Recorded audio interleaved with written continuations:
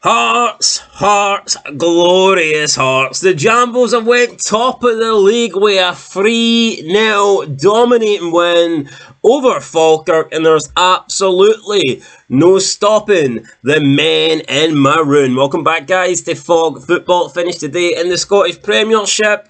Hearts 3, Falkirk 0, and this is not just any random win, this is not just any random 3-0 victory, it is a result that takes Hearts back to where they belong, and that is at the top of the table, with the most points in the league, with the most goals scored in the league, and with the best goal difference in the league. Why? Because Hearts right now are the best team in the league. And Tony Bloom said we were going to win the league. He said we were going to split the Old Firm. We were going to be in the Champions League. And I thought we'd have to wait a few years, maybe, for that to happen, but as of right now, it's looking good. I think Hearts are certainly favourites to finish second, and who knows just how far we can push Celtic this year. But a great win, 3-0 victory at home against Falkirk, lots to like, clean sheet. Halkett getting a goal, stayed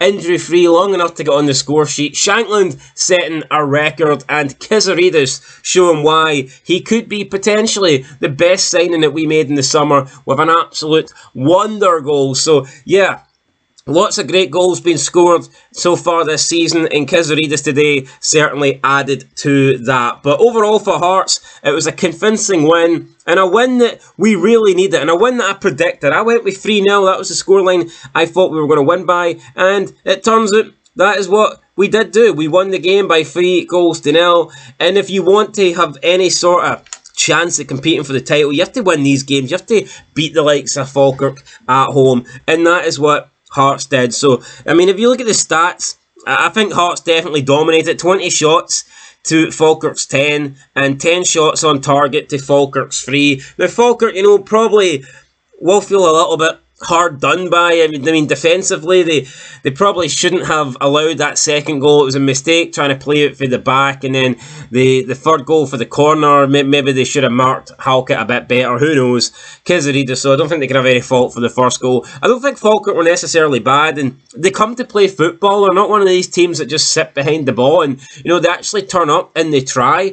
And it would have been easy for Falkirk to go into this game and just play 10 men behind the ball, especially considering how well Hearts have started this season. But no, fair play to Falkirk and fair play to John McGlynn. They showed up and they tried, and they gave a good fight of it. But I'm actually beginning to worry for Falkirk. I thought they would survive this season. I predicted Motherwell to finish 11th. I was dead wrong with that. I wasn't expecting this new manager to come in and have the kind of run that he's having. And honestly, looking at how things are going, I do think that Falkirk could end up, especially since Dundee don't tend to be as good as we originally thought. As bad as we originally thought they might be. I think that we could see Falkirk actually end up finishing last. Now, of course, they've got to worry about Rangers and Aberdeen because they're both shite, and who knows, maybe they could keep Falkirk up. But yeah, I think even though I gave Falkirk credit for playing good football and trying to win the game and not being overly defensive, I think that's maybe one thing that could haunt them come the end of the season. I can see Falkirk losing a lot of games by big scorelines, maybe that they don't necessarily deserve to lose, or maybe scorelines that perhaps don't flatter them or whatever. But yeah, we'll see how Falkirk do. But it's not really about them today, it's about Hearts. So a 3-0 win. Shankland becoming the highest goal scorer in the SPFL era. So I believe, since 2013, since 2012, 2013, somewhere like that. Shankland has the most goals across the entire SPFL with, I believe it's 160, I think it's 163. But don't quote me on that. I'm going to go with 163. Could be wrong. But either way, Shankland just showing that he is a goal scorer. Last season doesn't change anything. And last season he wasn't even that bad. Towards the end, he did start banging a few goals in. And I'm so glad that Hearts have kept him. We could have lost this guy in a free. And I don't know how this season looks without Lawrence Shankland. I still think we'd have signed good players. But listen, Shankland's our captain. He is the best goal scorer at the club. He's the best goal scorer in Scotland. He's got the record to prove it. So, yeah, it was crucial that we kept Lawrence Shankland, and he is paying us back now. Yeah, last year might not have been great, but he's making up for it this year, and that is all that matters. But let's talk about Kizarides then. So he picks up the ball in a wide area on the left, cuts inside, gets past Adams, then I think he gets past I think it's Donaldson, the captain, I believe. Is it Donaldson? Not too sure. Correct me if I'm wrong. And then he just opens up into the top right hand, puts it top bins. Great strike, top right of the net, man. And no saving this for the keeper. And he did well to come from that left hand side, get past 2 players, beat 2 players. But the strike, man, it's an absolutely stunning strike. And I think Kizarides has been great since coming in, and I'm looking forward to seeing more of him this season. So that gave us a 1-0 lead. We then got Shankland.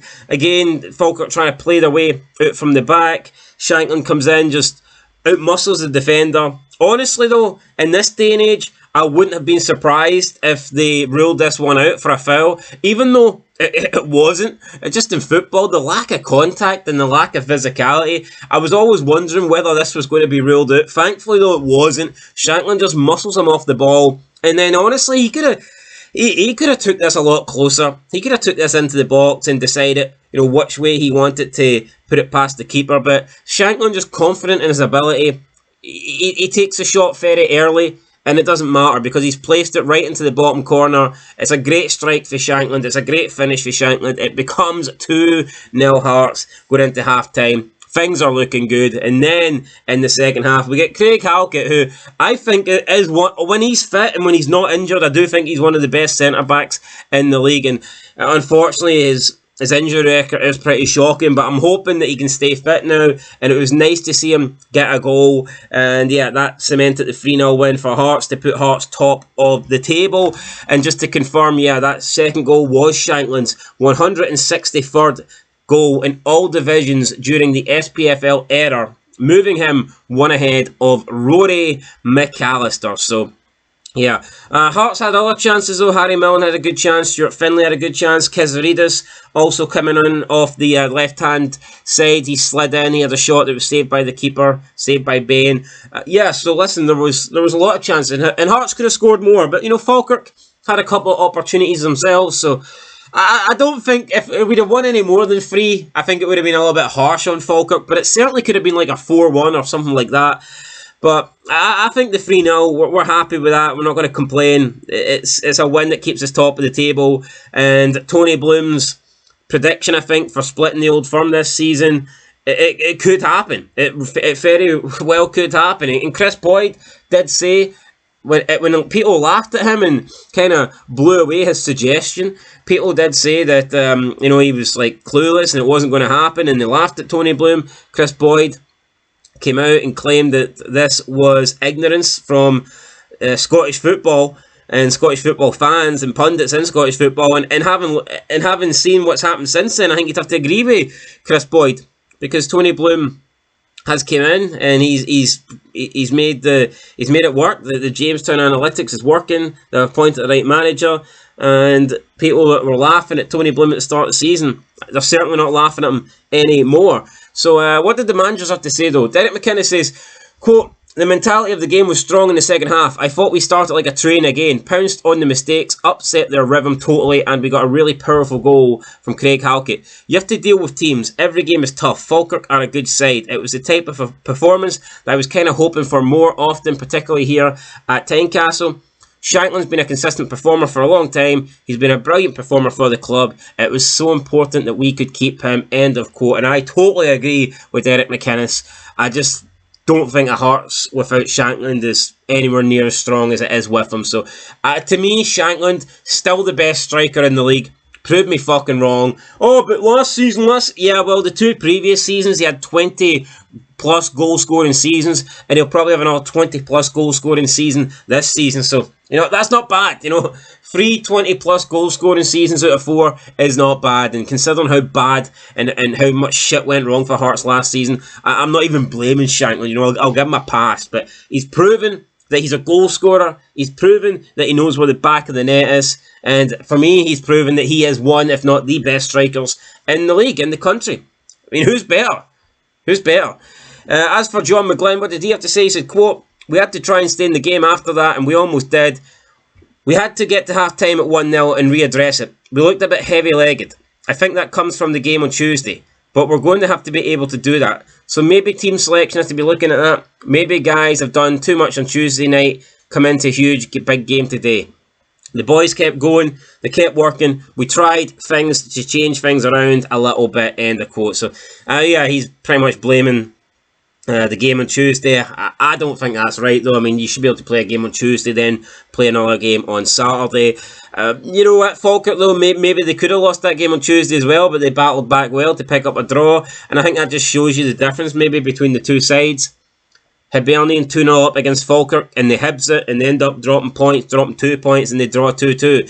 Falkirk 2-0 down against Hearts today. Never looked like they were getting back into this game, and then Hearts finish it by making it 3 just after half-time and killing off the game. So, yeah, Hearts looking really good. Like I said, 15 goals scored after 6 games. Celtic have only scored 8. So Hearts have scored almost double the amount of goals that Celtic have, and they're sitting on a goal difference of +9 with the Edinburgh Derby coming up next week. That's going to be a massive game on Premier Sports. 5:45 kickoff on Saturday. That is going to be huge. Speaking of huge, we had a big win for Motherwell as well, and there'll be a review coming for that shortly.